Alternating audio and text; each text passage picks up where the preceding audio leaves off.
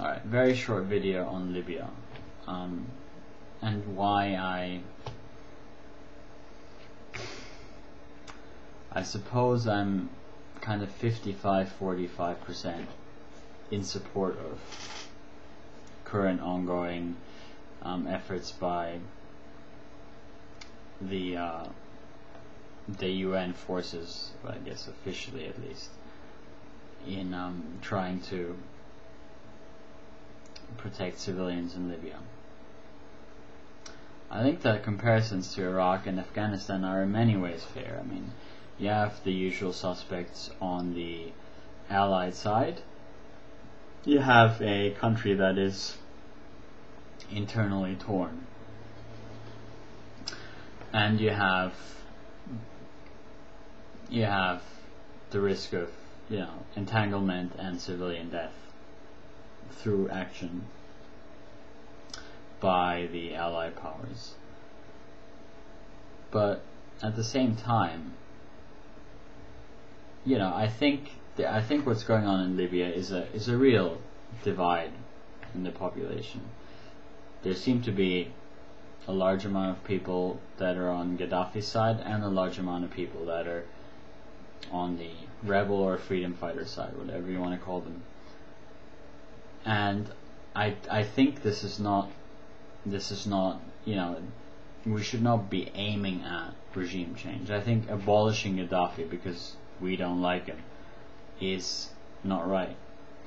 At the same time, given that there was a large amount of the country which did successfully repel Gaddafi's police units, it seems that those parts of the country really want to be independent of Gaddafi's regime.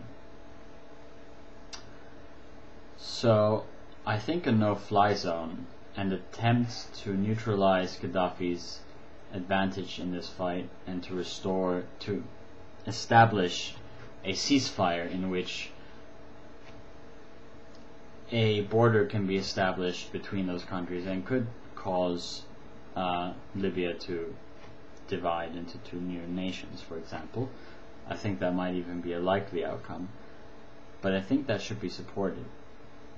And I mean, one of the problems I have with a purely pacifist, I'm very, very, very into non-violence, but there's a point at which people without guns and tanks cannot stand up to people with guns and tanks if those people with guns and tanks are willing to be ruthless enough.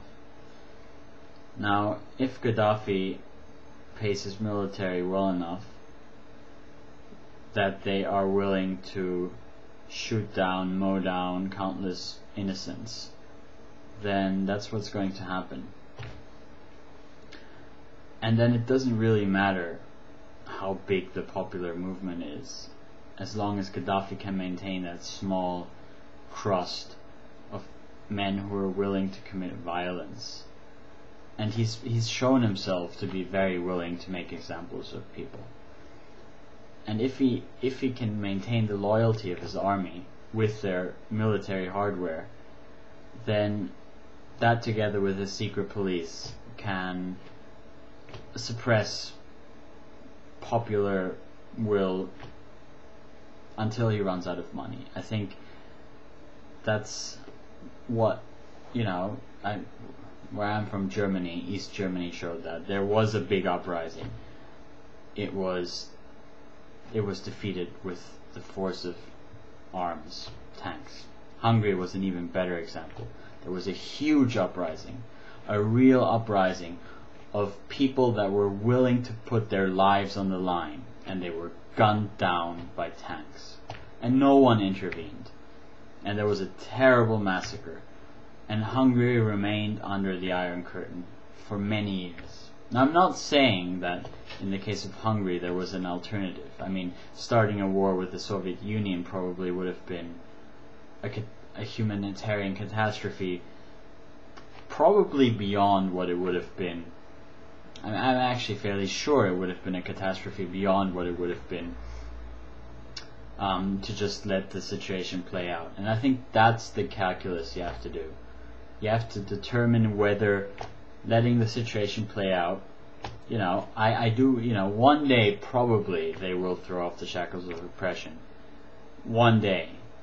But up until that point, how many people will have been killed in prison massacres like Gaddafi committed some years back, or in protests that are violently suppressed, or just in everyday enforcing of a brutal regime? And if the people have shown, at least some of the people have shown a willingness, not just some, but a significant part of the population, significant parts of the country, a willingness to come forward and risk their own lives, then I think that needs to be supported, at least in theory. In practice, we need to then take into consideration whether we can trust our own governments enough to carry this out in a manner that will not do harm to innocents or minimize it, so that the benefit to the innocents is greater than the harm. My own beliefs in the current situation in Libya are that is probably still going to be the case. I don't think that most of the Western countries have a big interest in occupying a part of Libya. And I'm not concerned about the cost to the West. I think whatever the cost, I don't care. It's all about the Libyans. And I think that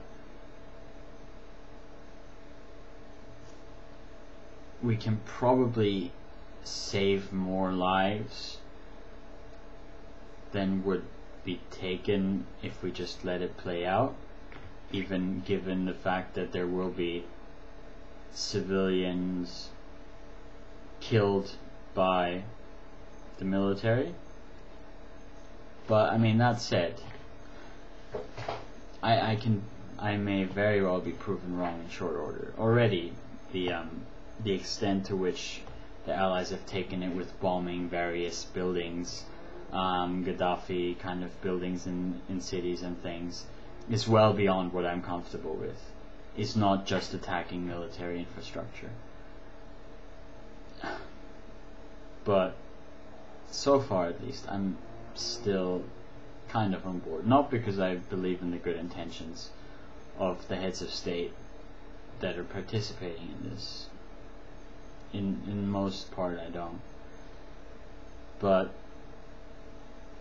I believe that in this one thing, their interests in maintaining a certain kind of peace in the Middle East and my interests in seeing civilians protected coincide enough that I will support this effort, just like I supported the protection of civilians in Kosovo.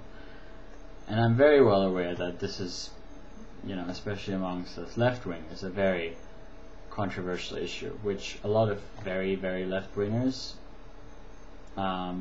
like myself, will disagree with me with vehemently. But yeah, that's just my 5 cents. That's how I currently feel about the situation. And, I think, as I said, there's a 45% chance, according to what I believe right now, that within a couple of months or weeks I'll be proven wrong. But I guess that's up to how this whole thing turns out. Church of STFU. See you all later. Please leave a comment.